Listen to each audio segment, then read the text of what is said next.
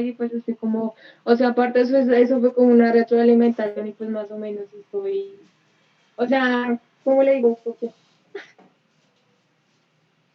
Mm, quiero autocomplementar, profe, lo que veo que me quedo como mal. ya, pero ¿tienes algo preparado o no? Esa es la pregunta, sinceramente. Sí, profe, sí, sí, si quiere le envío pantallazo, Sí. pero es que pues veo que algunas cosas no me quedaron como tan bien. Ah, no, O sea, me tranquila, no. faltaba, me faltó completar algunas cosas. No, no, no te preocupes, igual, pues yo primero, en primer lugar, yo valoro que ya estén haciendo el esfuerzo, que no a todos tienen las posibilidades de estar acá. Entonces, no, presenta tranquila lo que hayas logrado consolidar, que para eso está el profe acá para complementar. Pero entonces la pregunta es, ¿tiene alguna presentación o no? ¿O lo va a relatar?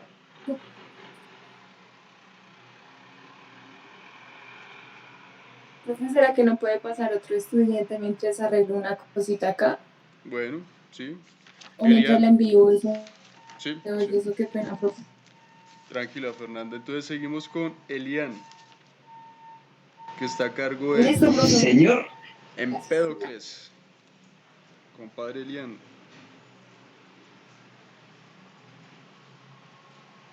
Entonces, yo ya tengo mi presentación y usted creo que ya puede empezar a presentar, Elian.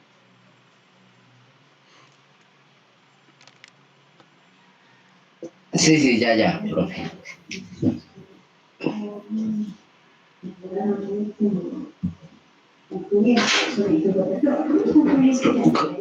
¿Cómo se hace aquí, profe, para presentar?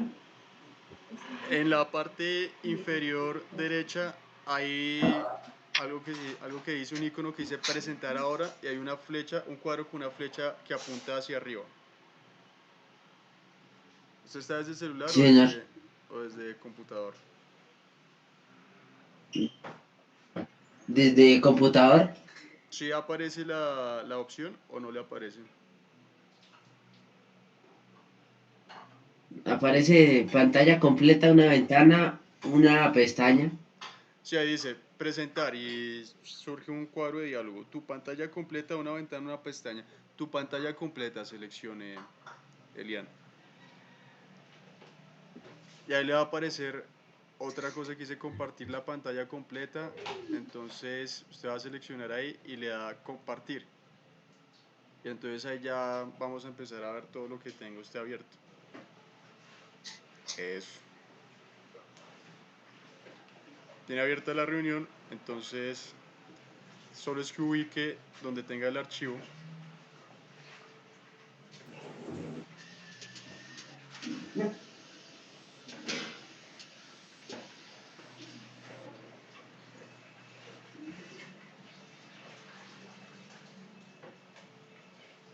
Eso. Listo. Ahí ya está. Ahí ya está. Sugiero que le dé pantalla completa para que no aparezca la parte inferior. No, en el. No. Ahora de nuevo el PowerPoint en su computador. Listo. Y ahí entonces en la parte inferior del PowerPoint, al lado donde está el 74% que es el zoom, aparece como una cartelerita a la izquierda. Izquierda, izquierda, izquierda. Acá. Derecha, un poquito a la derecha. Otra vez. Y otra vez. Ese. Presentación con diapositivas. Dele ahí. Listo. Bien. Entonces ya puede empezar, Elian. Ya. Sí, Listo. señor. Bueno, el filósofo que me correspondió fue Empedocles de Agrigento. Empedocles de Agrigento fue un filósofo y político griego. Nació en Acragente, Sicilia, en 495 o 484. La fecha sí no, profe, no se sabía muy bien en cuándo nació. Ujú. Eh, em, Fue alumno de Anaxagoras, Parménides y de Lea y Heráclito. Sus otras ocupaciones fueron médico, filósofo, escritor y poeta. Tuvo movimientos pluralistas y filosofía presocrática. Falleció en el 430 a.C. por suicidio en el volcán Etna. Mm. Considerado el iniciador de la escuela atomista, pues eso no lo escribí, profe, pues no cabía. Ujú. Fue hijo de Neto. Fue discípulo de Pitágoras y Parménides, que llegaría a convertirse en los humanistas más grandes de la antigüedad. Ellos tres, pues fueron muy grandes filósofos, les gustaba unirse a ellos como discípulos. Y también otras de sus ocupaciones fue orador y médico.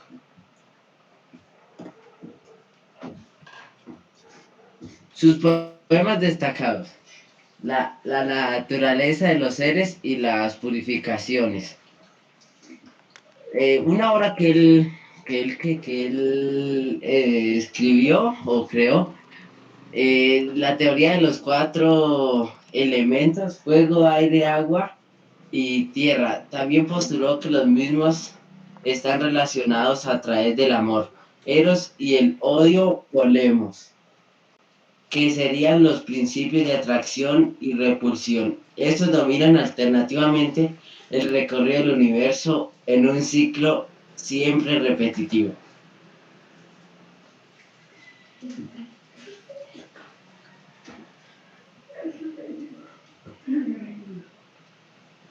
¿Listo?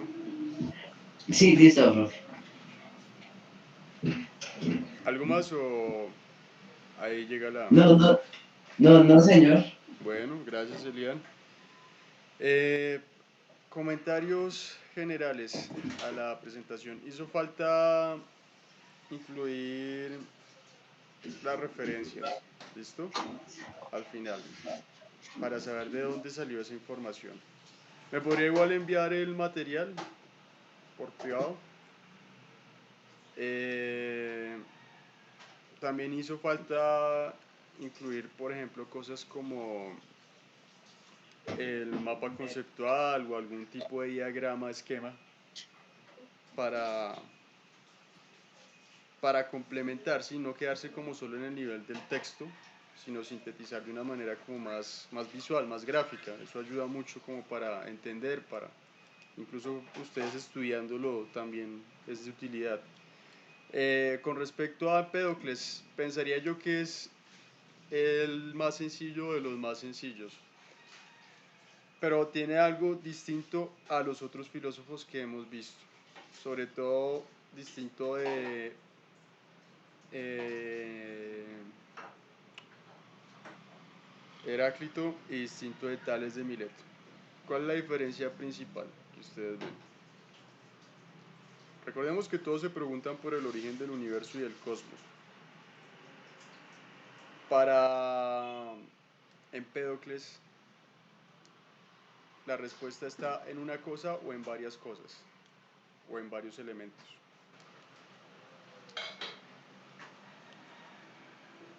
Es decir, Empédocles es un monista o un pluralista. Elian, ¿qué nos quiere comentar al respecto? ¿Solo hay una cosa o hay varias cosas? Perdón, profe, en lo que Sí. él...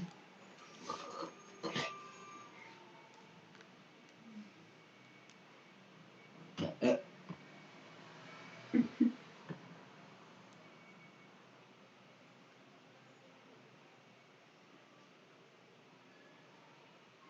Elian, nos quedamos esperando.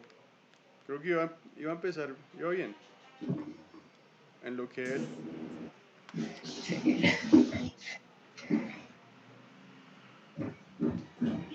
Qué pena, profe, ¿puede repetir la pregunta? Ya. Eh, Para Empédocles, el origen o el principio del cosmos, de todo lo que compone el universo, en su metafísica, ¿sí?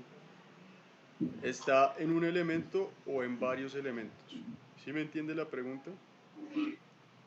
¿Todo viene de una sola cosa o viene de varias cosas? Más o menos Entiéndame esta última de pregunta primero. varias cosas. Eso, listo, ¿sí?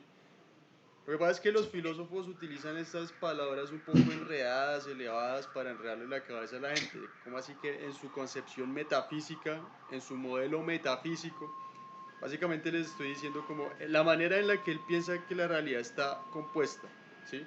Según Empédocles, todos venimos de una sola cosa o somos el resultado de la unión de muchas cosas. Y Elian lo dijo muy bien, de varias cosas, ¿listo? Y esas varias cosas, ¿qué elementos son, Elian?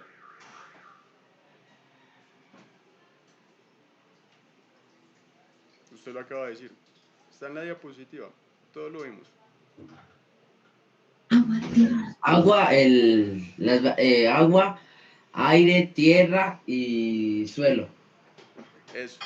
Bueno, agua, tierra, viento y fuego. Listo. Esos 4 elementos, Elian.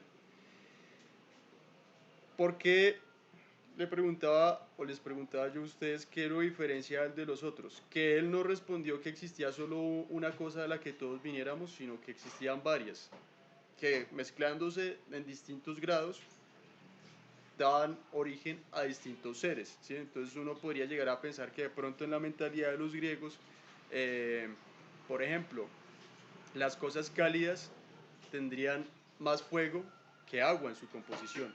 Entonces por eso es que producían calor.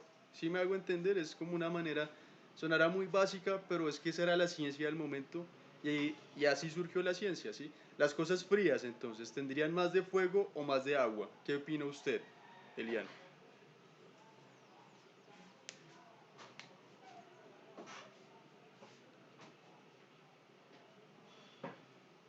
O los demás, ¿qué opinan? De acuerdo con el sistema de Pues, Empédocles. pues las cosas más frías pues tienen más agua o aire que también se puede considerar frío o pues caliente.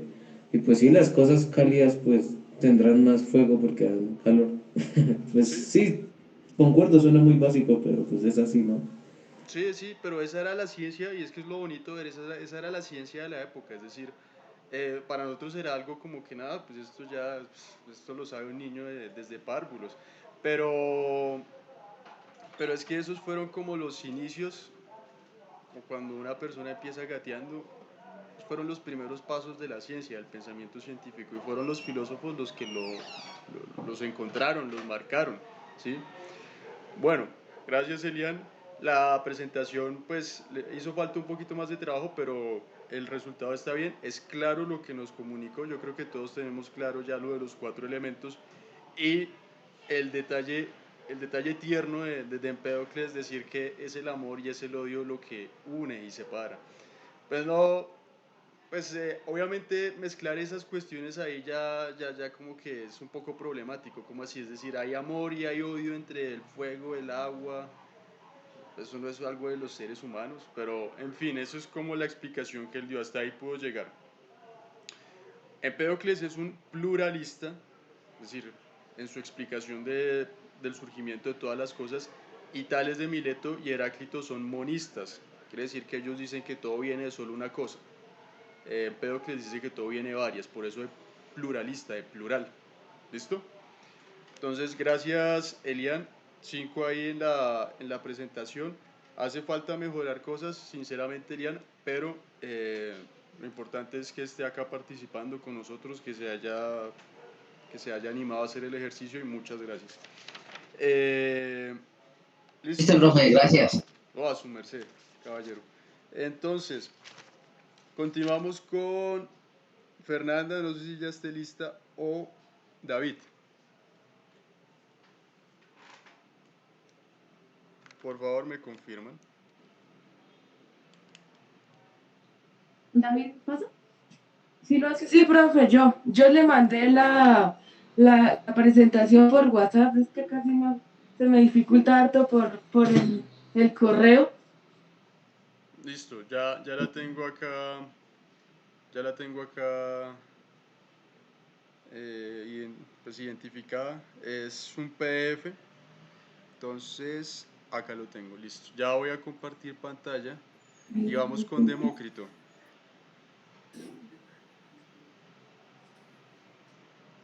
Compartir. Listo. ¿Están viendo lo que yo estoy viendo? Está. Ah, sí, señor. Sí, señor. Listo, entonces No vamos sé si... con Demócrito y yo anoto acá a David Beltrán. Bueno, entonces empezamos, David.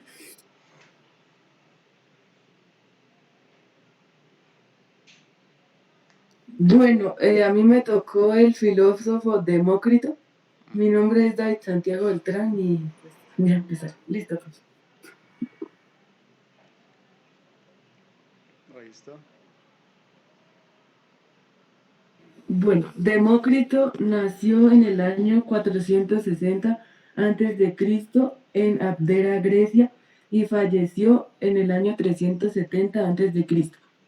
Fue tan famoso en su época como lo serían otros filósofos de la importancia de Platón o de Aristóteles.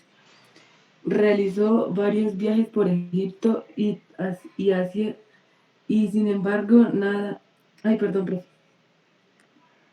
Y hacía, sin embargo, No, nada sabemos con certeza de ello.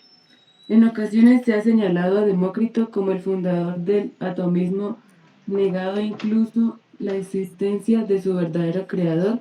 En realidad, Demócrito desarrolló la doctrina atomista de su maestro Leucipo. Las características. La inmutabilidad de los átomos se explica por solidez atómica, por solidez inferior, perdón, sin vacío alguno, ya que todo proceso de separación se entiende producido por la posible de penetrar como un cuchillo en los espacios vacíos de un cuerpo. Para Demócrito, todo cuanto hay en la naturaleza es combinación de átomos, es el universo. Las colisiones en los átomos da lugar a la formación de torbellinos a partir de que se generan los diferentes mundos. listo. Eh, y pues ahora qué, voy a como a dar algo sobre, como otro resumen, pues ya por parte mía. Entonces, un momento. Bueno,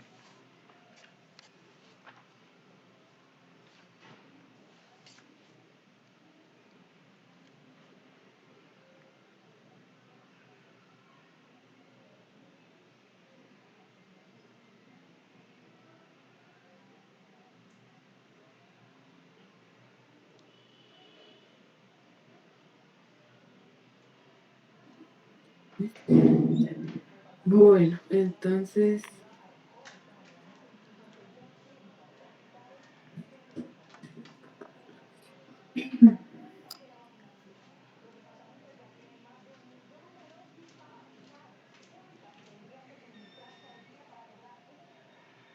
bueno, sobre la inmutabilidad de los átomos se explica por una solidez inferior que pues no tiene ningún vacío. Eh, también ¿qué quiere decir la palabra inmutable, David? la palabra que, profe, Inmutable o inmutabilidad. pues que no tiene, o sea, que está como en un solo puesto, que no se mueve para nada. Sí, sí, muy bien. Etimológicamente la palabra quiere decir un poco eso, que no cambia, ¿sí? ¿Y por qué no cambia? Porque Sí, es lo más señor. sólido que puede haber. ¿Mm? ¿Listo? Ujú. Qué más puede decirnos al respecto? ¿Qué más tenía preparado? Bueno, también como el creador, o sea, él tenía un maestro que se llamaba Leucipo y fue como el ¿qué? El que, o sea, sobre los átomos y todo eso, eh, pues también dice que se ha conocido como el padre de la física o el padre de la ciencia moderna. Su nombre, su nombre, ¿qué? En griego era, espere, profe, no me acuerdo.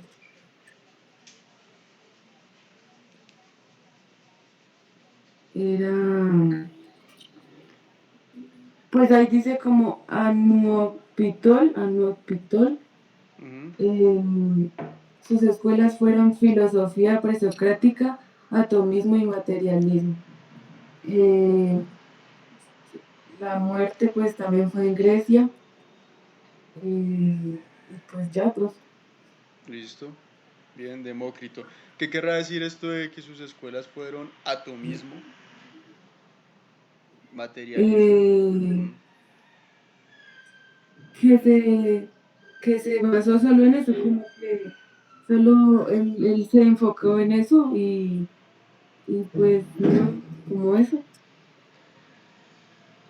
Que era como era la característica o el movimiento en el que se, se concentraba su filosofía, ¿no? Todos sabemos que, Sí, señor. por ejemplo, cuando hablamos de la historia de la filosofía, hay distintos movimientos, ¿sí? Entonces, los Ujú. presocráticos son el primer gran movimiento en la filosofía que estamos estudiando, ¿sí? Y entre estos presocráticos, pues hay variedad, ¿no? Entonces, que unos hablan que es el ser, que otros que es el agua, que es el fuego.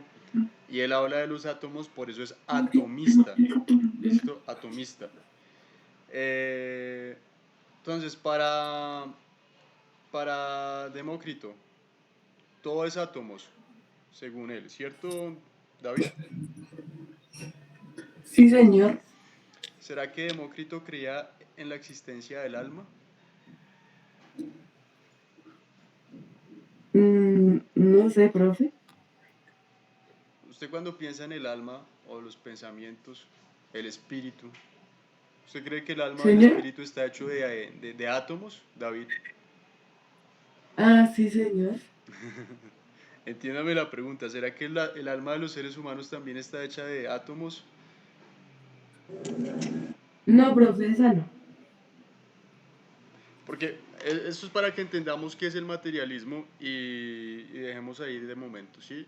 En filosofía hay dos corrientes opuestas, los materialistas y los idealistas, a grandes rasgos, desde los griegos casi que hasta nuestros días. Para los materialistas, decir que existe cosas como el alma es un sinsentido, porque solo existe lo que es materia, ¿sí? Solo la materia que ocupa un lugar en el universo, ¿sí? En el espacio, según la física y según la química, es lo único que existe. Todo lo demás no tiene existencia, son ensoñaciones nuestras. Entonces algo así como el alma, ¿sí? Que es algo que no ocupa un lugar, que no está hecho de átomos, no tiene ningún sentido. No tiene ningún sentido que exista algo como eso, porque no se puede comprobar. ¿Sí? Nosotros no podemos medir las características del alma, ¿sí? No podemos determinar qué composición química tiene. Pero los idealistas dicen, no, no, no, momento, no necesariamente es así, no todo se puede reducir a materia y átomos. Eh, y pues ese es un debate que hasta el día de hoy continúa de alguna manera. ¿Mm? El caso es que, curiosamente, para los griegos, y incluido Demócrito, no es que no existiera el alma, es que el alma estaba también hecha de átomos, pero eran átomos más finos que los átomos que componen el cuerpo. Entonces, pues esa es la salida de los griegos. Queda un poco rara ahí la cosa, como así, sí tenemos alma y el alma es también átomos, pero son átomos más finos. Bueno, gracias David. De momento, su nota Bueno, profe. 4. ¿Listo? Hizo falta trabajo, sinceramente. Gracias, profe. Hizo falta trabajo, esto fue asignado hace Gracias, dos profe. semanas, pero pues valoro que haya venido acá a presentar. Tiene que destinarle Sí, más señor, tiempo a gracias. la materia. Vamos con Fernanda. Bueno, ya. Ay, ya, profe, ya le envío eso al WhatsApp para que por favor me comparta pantalla porque aquí ese celular no puede. Listo, y entonces esperamos, o que más bien, Juan se va preparando, Fernanda, Bueno, sí, señor. y estoy esperando la presentación de Fernanda. De momento, ¿alguna duda con respecto a Demócrito?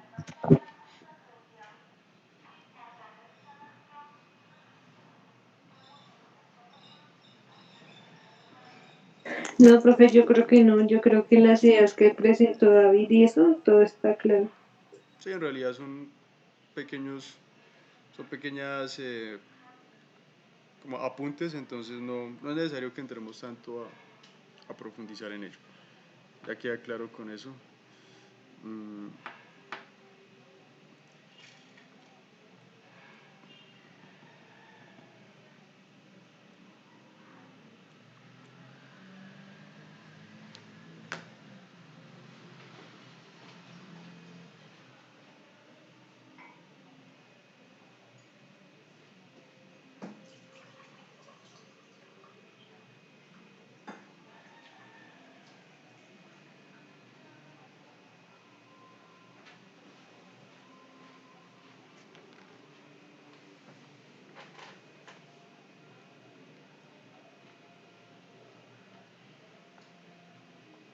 Ya, profe, un momento que está cargando. Tranquila.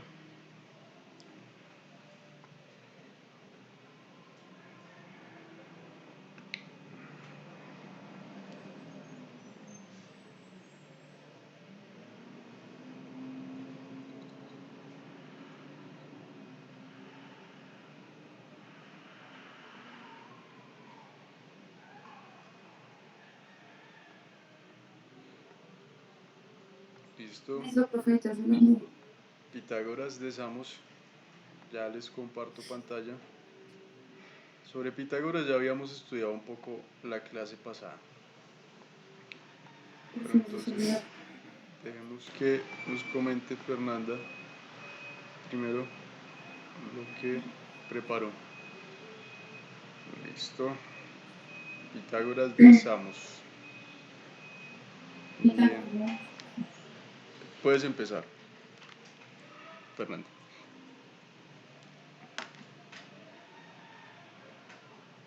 Bueno, pues, buenas tardes. A mí me correspondió Pitágoras. Bueno, eh,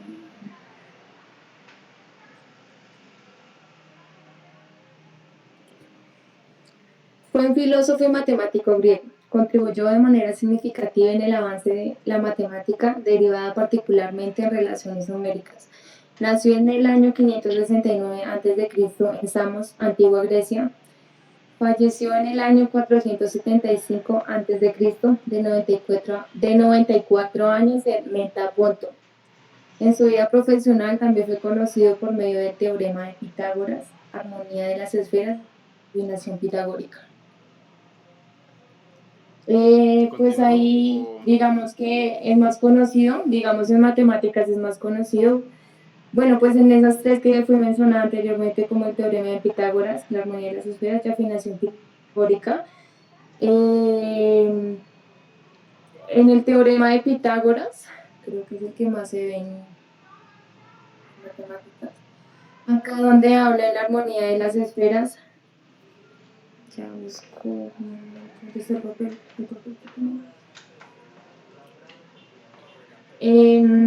La armonía de las esferas, pues es una teoría del origen pitagórico. Ahí estaba basada en que la idea de que el universo estaba gobernado según proporciones numéricas armoniosas. De afinación pitagórica, ahí está donde está construida la escala musical, que se fundamenta en la quinta perfecta de razón entre tres medios o quinta justa. Digamos que lo usaba como se obtenía mediante la división geométrica de una cuerda o en un instrumento musical.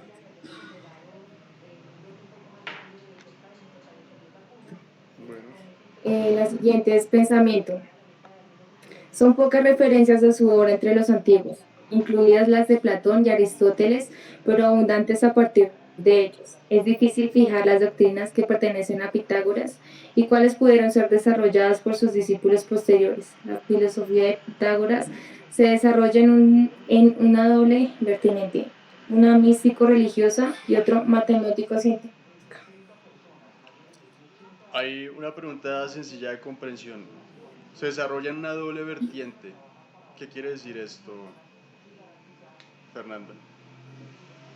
Eh, pues no sé, digamos que pues yo estuve leyendo y pues él creó una escuela donde quiso incluir como la filosofía y la matemática, o sea, tuvo el místico religioso y el matemático, la matemática científica. Sí, hay como dos Pitágoras, por decirlo de alguna manera. O mm, dos dimensiones de esta misma persona. Entonces, la primera parte de Pitágoras es aquella como más mística, incluso mítica, religiosa. Se refiere a esa secta que se llamaron los pitagóricos. Y la otra es una matemática científica. ¿Por qué estableceremos esa diferencia nosotros? ¿Será que para el Pitágoras de ese entonces había una diferencia entre lo místico y lo matemático? Es una pregunta más retórica. Pienso yo que es una diferencia que nosotros establecemos. Para nosotros la ciencia es distinta a la mitología, por ejemplo, pero de pronto para Pitágoras no.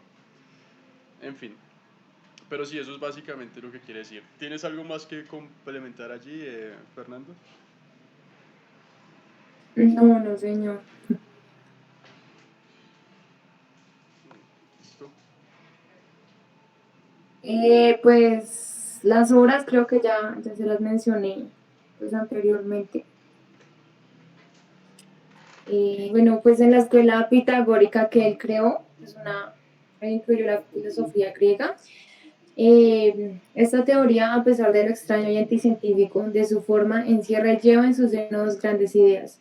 La idea de la inmortalidad del alma humana y la idea de las penas y recompensas después de la muerte. ¿Listo?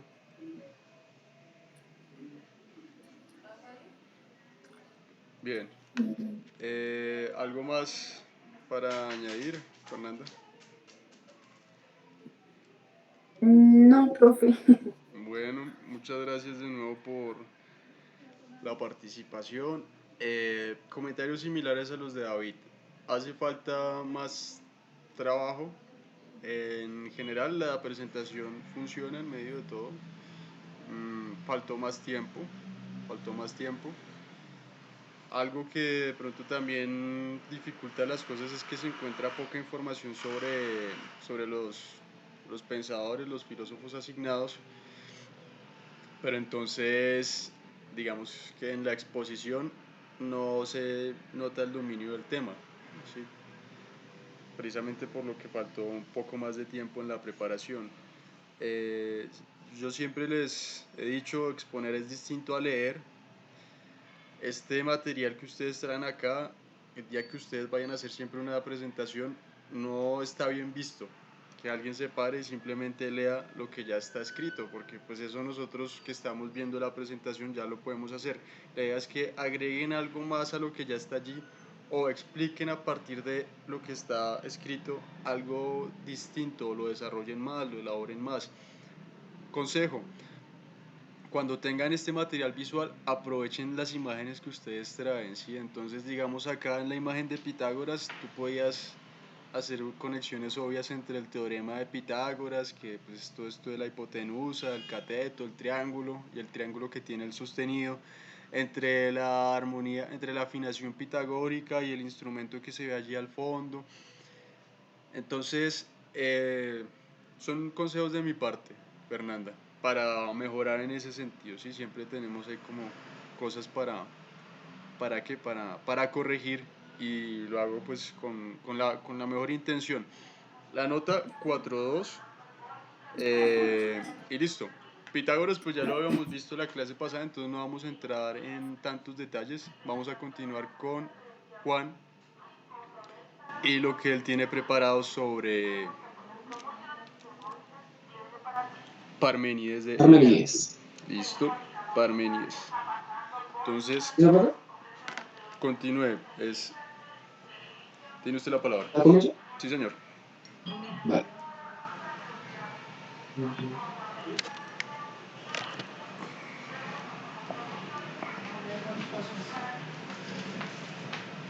¿Ya se está compartiendo? No, Juan, ¿No? no. No, señor. Si quiere puede enviarme la presentación para... ¿Ok ya? Sí, ahora sí. Bueno, entonces, ya sí se está compartiendo, ¿verdad? Ahí, ahora sí está.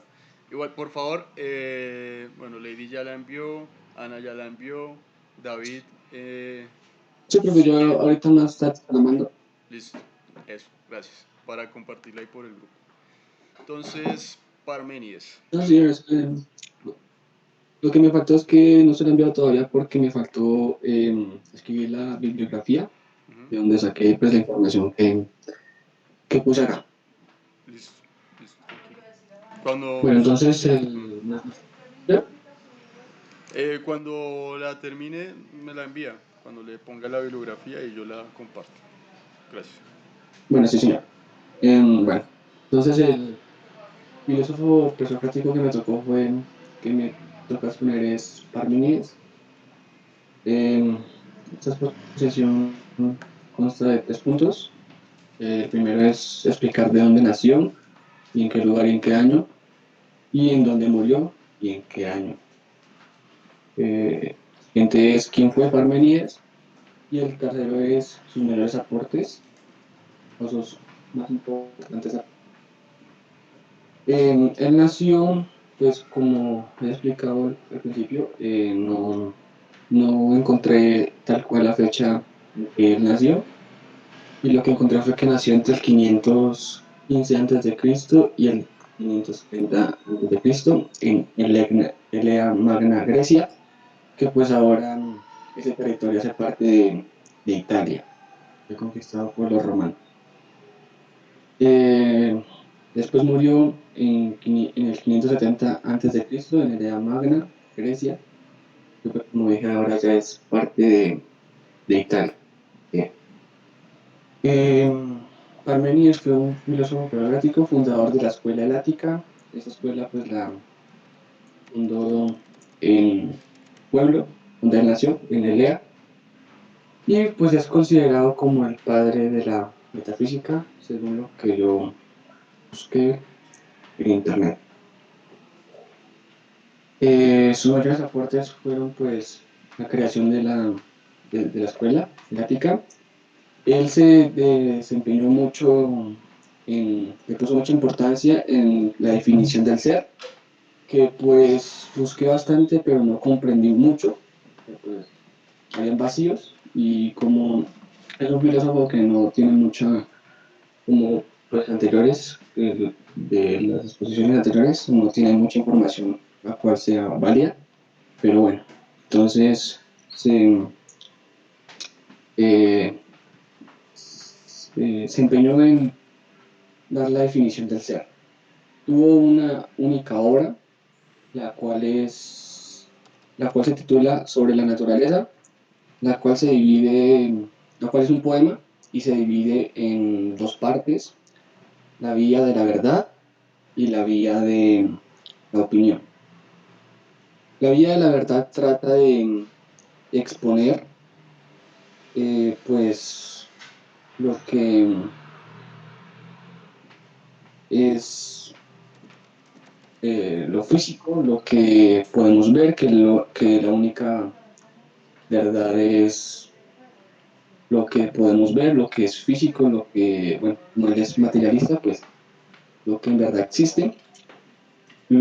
Y la vía de la opinión es pues la vía de los sentimientos, de lo imaginario, de lo que no se puede ver como tal y que en verdad no existe. La vía de la verdad hace referencia al ser, y la vía de la opinión hace referencia al no ser. Aquí hay una frase que dice que para llegar al conocimiento de un fenómeno existen 2 caminos: el camino de la verdad y el camino de la opinión. La verdad se basa en la razón, y la opinión se basa en los sentimientos. Y dice que por eso se encuentra, y por eso dice que lo que se encuentra en la vía de la opinión es un tipo de engaño. No se puede refutar, eh, no se puede explicar, es algo que no existe, que es el no ser. Am,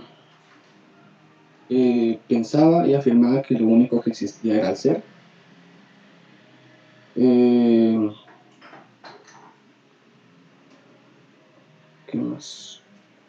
La verdad no encontré mucha información válida porque encontré una frase que él decía como lo que es y lo que no es.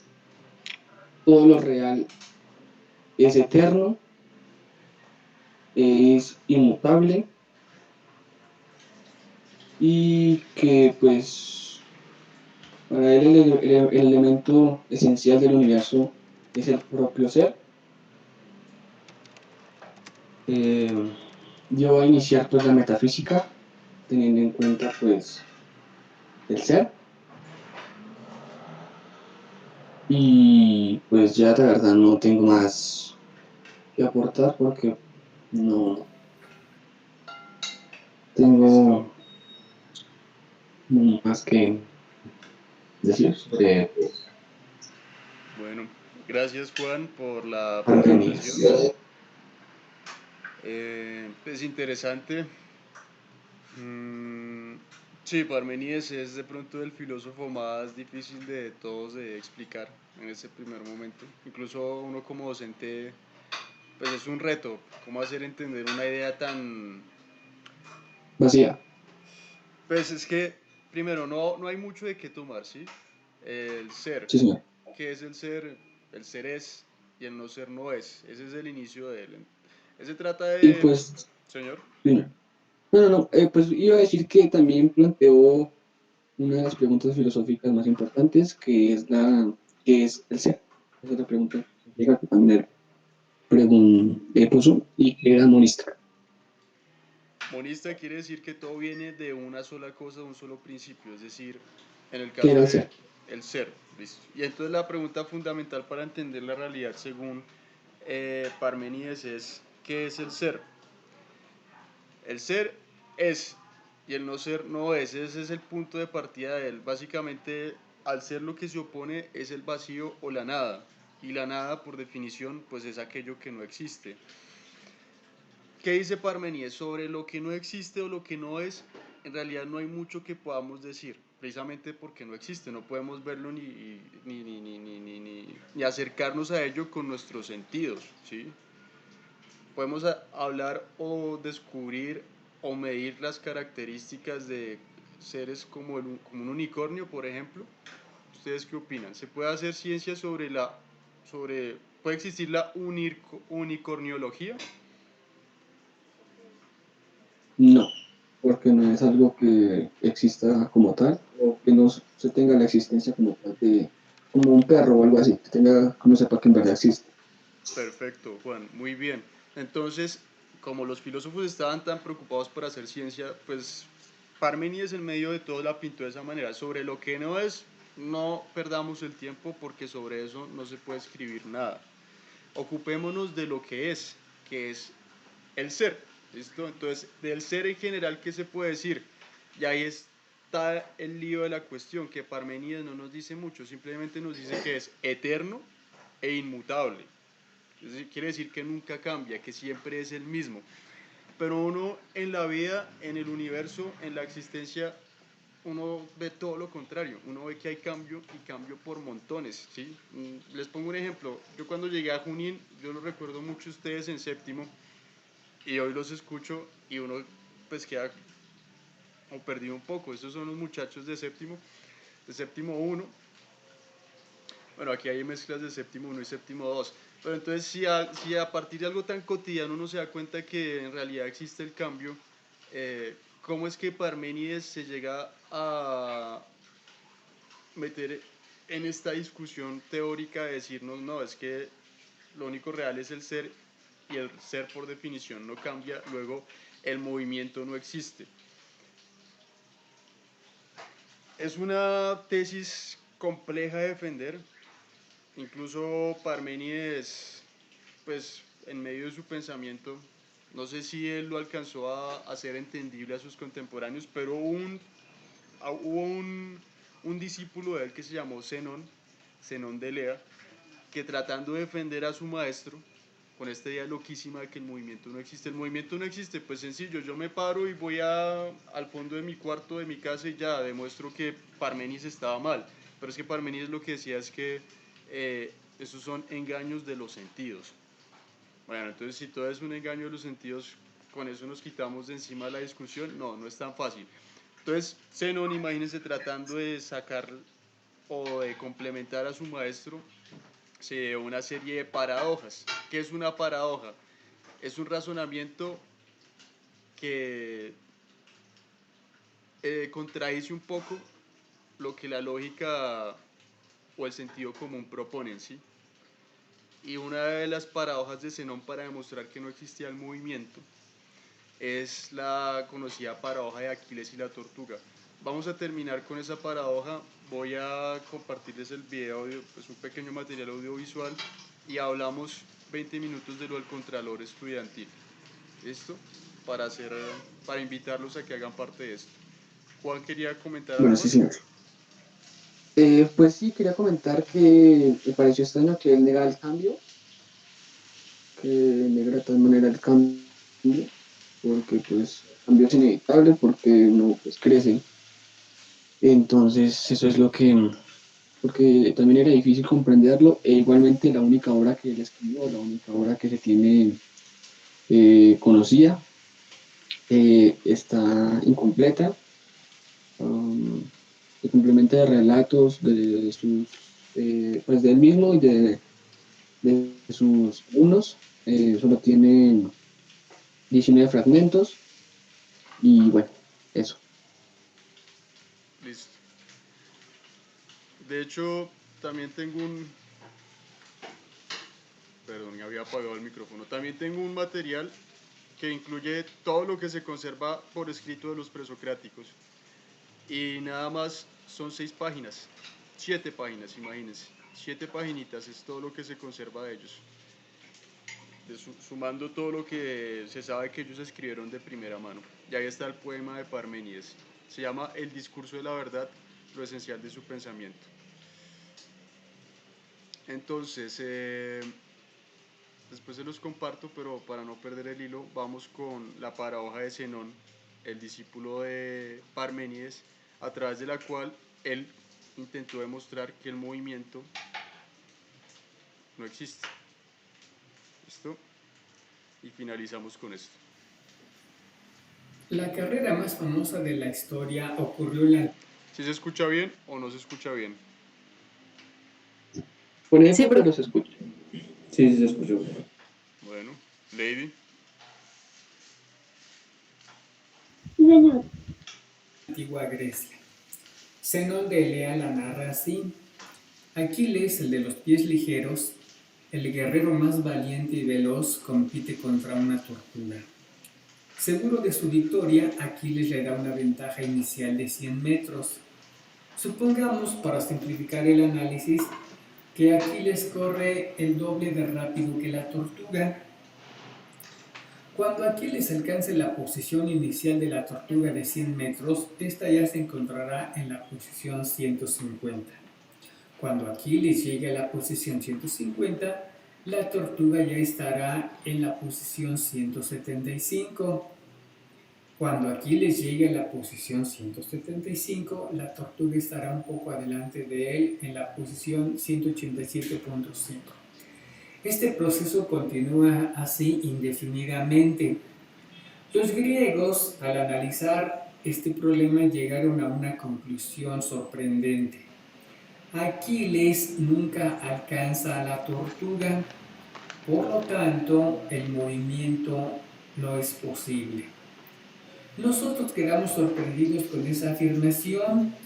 Podríamos estar tentados a criticar a los griegos y decirles que no sabían de lo que hablaban, porque es obvio que Aquiles sí logra superar fácilmente a la tortuga.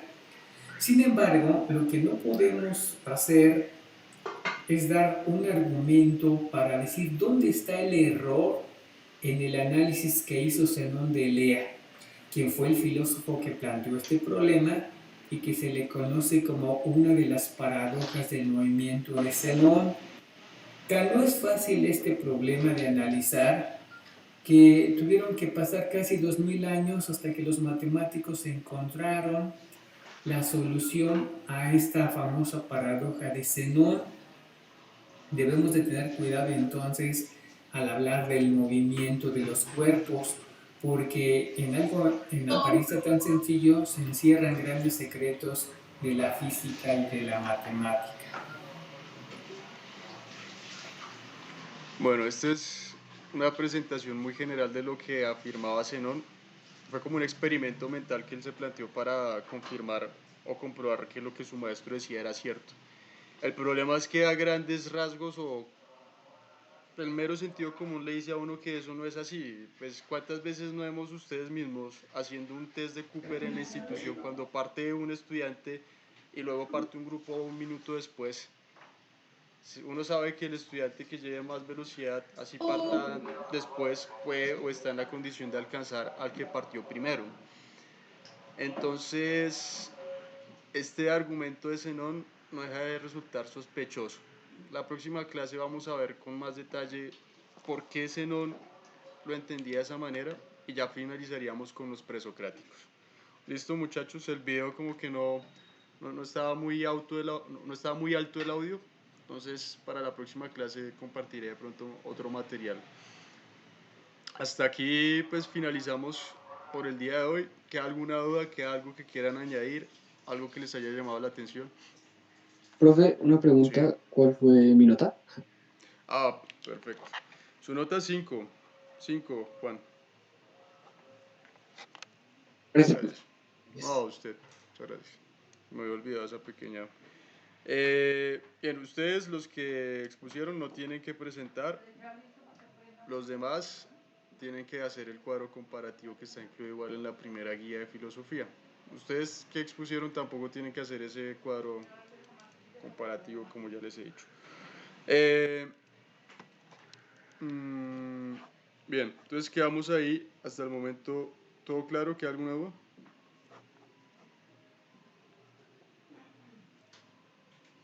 Sí, todo claro, profe. No, profe, todo claro. Sí, profesor, todo clarísimo.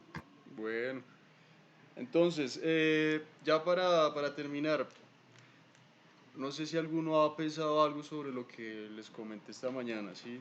Sobre la elección del contralor. Si a alguno le llama la atención postularse o representar a sus compañeros en este cargo. O si quieren saber más al respecto, como las funciones de un contralor estudiantil y qué es esto de la contraloría. De entrada yo les pregunto, ¿a alguno le interesa ser contralor, ser candidato a contralor?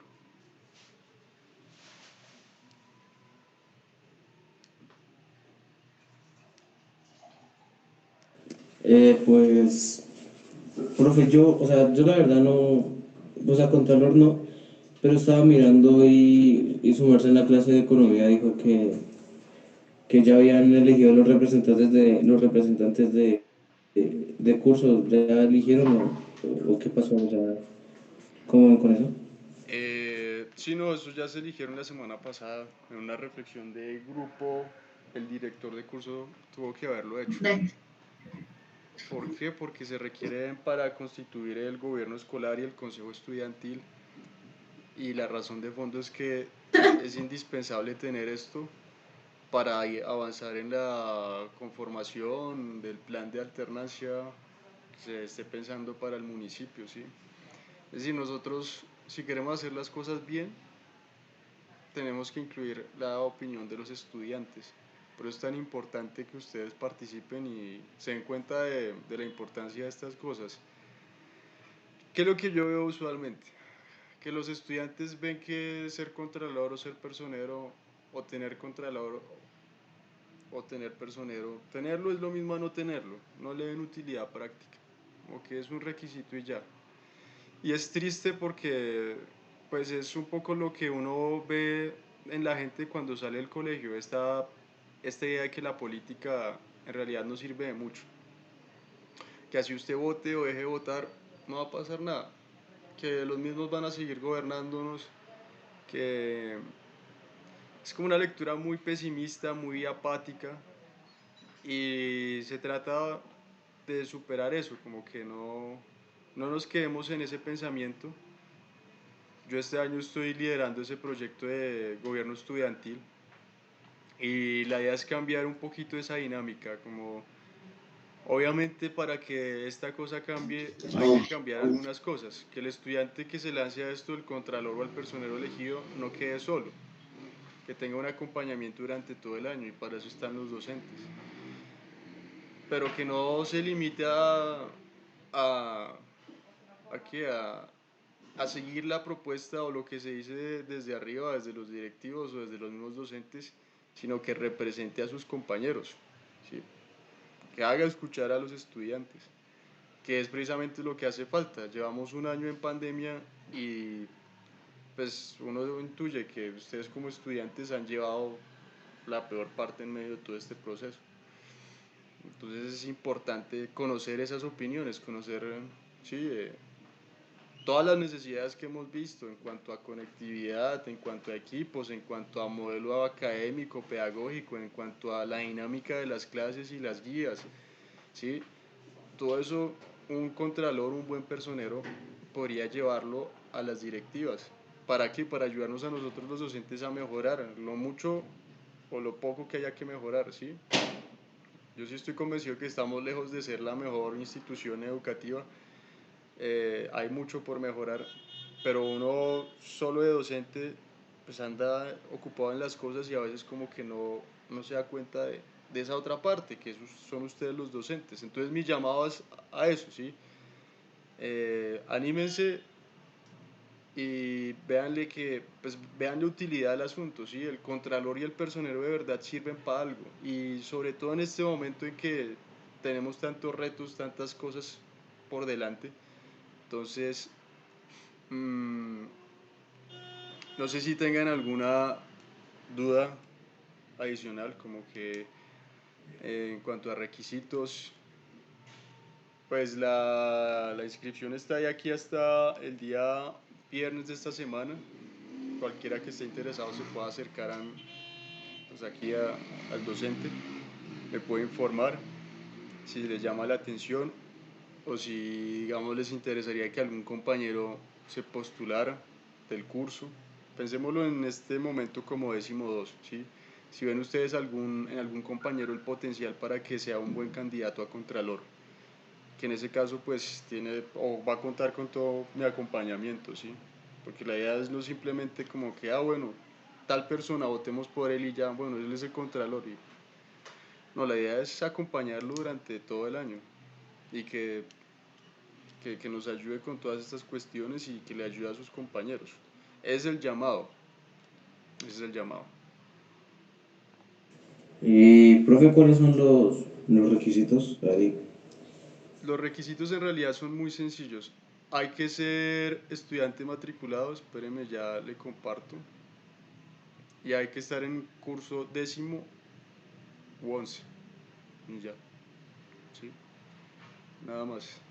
Y es un trabajo pues bonito, que deja ahí algo, pues al menos en la historia de la normal, ¿sí? Yo en el colegio era muy apático frente a estas cosas, muchachos. Como que yo decía, nada, pues que eso no sirve para nada. Y ahora en este momento en mi vida soy presidente de la asociación de profesores allá del municipio, del sindicato del magisterio de Junín. Y uno se da cuenta que pues es duro, pero uno trabaja como por tratar de cambiar algo. Y, y ahí está pues la recompensa. Sí implica responsabilidades, pero lo que yo les digo es, no van a estar solos, quien se lance y salga electo pues va a tener mi apoyo y va a ser la voz de los compañeros pues en medio de esta pandemia, de todo lo que sabemos que está mal y que debería cambiarse. Ahora, que se logre cambiar algo, pues eso depende de que durante todo el año se haga juiciosamente el proceso. Eh, y nada, pues esa es la invitación, ¿sí? Las funciones del contralor. ¿Qué hace una contraloría para que lo entendamos? Eso es una cuestión que viene de la organización del Estado, de las democracias, de las repúblicas. Los contralores son los que vigilan que el recurso público se gaste de la manera que es, ¿sí? Es decir, todos sabemos que por pandemia va a llegar a la institución plata, al municipio. No mucho, sinceramente, porque lamentablemente la educación en Colombia está en crisis. No mucho, pero va a llegar, si no ha llegado ya. ¿Qué es lo mínimo? Que ustedes como estudiantes tengan jabón. Nunca han tenido jabón en esa institución, desde que yo estoy allá. Que haya buen líquido, agua potable todo el tiempo. Salones ventilados, que haya geles, ¿sí? A la entrada de cada salón. Indispensable porque estamos hablando de su salud, de su vida y de las de sus familias, ¿sí? Entonces, la Contraloría, yo apoyaría ahí, tendría que estar pendiente de eso, como que, bueno, queremos volver. Yo sé que los estudiantes son los primeros, nosotros los docentes también, pero entonces necesitamos tener esas condiciones. Entonces ahí el contralor en este caso tiene ese reto este año, que es grandísimo, ¿sí? Ser contralor en tiempos de pandemia. Pero pues es eso, como vigilar que los recursos que lleguen, los recursos públicos en la institución se destinen para lo que es, ¿sí? Y ya depende del liderazgo también de cada contralor, ¿sí? Lo mínimo es simplemente hacer 3 reuniones al año y ya. Ya el máximo lo pone el que quiera ser contralor, ¿sí? Si usted tiene esa voluntad o las personas tienen esa voluntad de servicio, pues ya ahí nadie lo para, ¿sí? Y es una experiencia bonita porque en la vida después sirve para otras cosas. Digamos, no es algo que le dé a uno plata. Para mí y les pongo el ejemplo, para mí ser presidente del sindicato no me da plata, pero me ha enseñado cosas, me ha enseñado a hablar con la gente, a ser líder, y créanme que eso en la vida a uno le sirve, esa capacidad de liderazgo. Entonces, para cerrar, pues les comento en general lo que es un contralor: representar, o las funciones, perdón, liderar la Contraloría Escolar, es decir, vigilar los recursos, ser vocero de la Contraloría Escolar ante la comunidad educativa. Allí no estarían solos, pues tendrían el acompañamiento de los docentes sociales. Convocar a los integrantes de la Contraloría Escolar a una reunión ordinaria cada 3 meses. Representar la Contraloría Escolar ante la red de Contralores Escolares. En años pasados, el Contralor electo participaba en unas capacitaciones en Bogotá o en Huasca con gente de la Secretaría de Educación del departamento. Entonces ahí tenían espacios de reunión contralores de distintas instituciones para ver qué procesos habían hecho, ¿sí? Pues ese era un espacio de diálogo bonito. Entre otras funciones, solicitar a la Contraloría de Cundinamarca que realice las verificaciones que se consideren necesarias frente a las actuaciones de los gestores fiscales, a fin de que ésta determine si es procedente o no adelantar alguna acción del control fiscal. Si les parece que no se está destinando el recurso para lo que es, pues se puede solicitar que alguien más venga y revise. Esto es importante: verificar la publicación en lugar visible de los informes de ejecución presupuestales de ingresos y gastos de los fondos de servicios educativos. Digamos, por eso les digo, esto también es responsabilidad, pero hay un poder asociado. El contralor, como representante de los estudiantes, puede exigir a las directivas, ¿sí? Que se muestren que se ha invertido la plata que llega y cómo se ha adecuado para que se pueda volver presencialmente a las aulas. Básicamente eso, muchachos. Entonces, pues esa es la invitación que yo dejo. Piénsenlo, pues voy a seguir insistiendo, haciendo pedagogía sobre esto en mis clases, con ustedes, con el otro 10º y con los otros 11. Lo ideal, sí me gustaría, pues, que al menos de uno de los 2 décimos saliera un contralor, porque ustedes el próximo año van a ser el grado superior, ¿no? Y ustedes son el ejemplo un poco de los muchachos que vienen detrás de ustedes. Yo me acuerdo cuando yo era chico, en el colegio estaban primero y uno veía a los muchachos de 11 y uno, pues, sí, pues los veía como los hermanos mayores. Bueno, ustedes van a ser los hermanos mayores el próximo año. Entonces, pues la idea es desde este año ya empiecen a lanzarse a eso, a hacer liderazgo, a tratar de dejar ahí como un sello en la normal. Difícil en estos tiempos, pero bueno, esa es mi invitación, ¿sí? Yo sé que hay estudiantes muy capaces, pero pues ahí queda la invitación.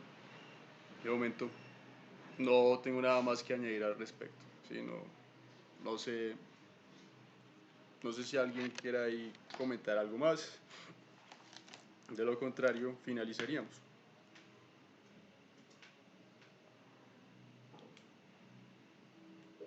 Por mi parte no, profe. ¿Listo? Bueno, Yo que yo voy a mirar, profe, y si algo me comunico con su merced, ¿no? Para mirar cómo sería. sí, ese proceso, Va a funcionar. si llegara a interesarse, pues los docentes sociales ayudamos con la construcción de las propuestas, ¿sí? No los vamos a dejar solos. Con la cuestión de la campaña, también, ¿cómo se haría? ¿Por qué medios? Pues sería por WhatsApp. ¿Qué se rotaría? Puede ser algo visual, una imagen.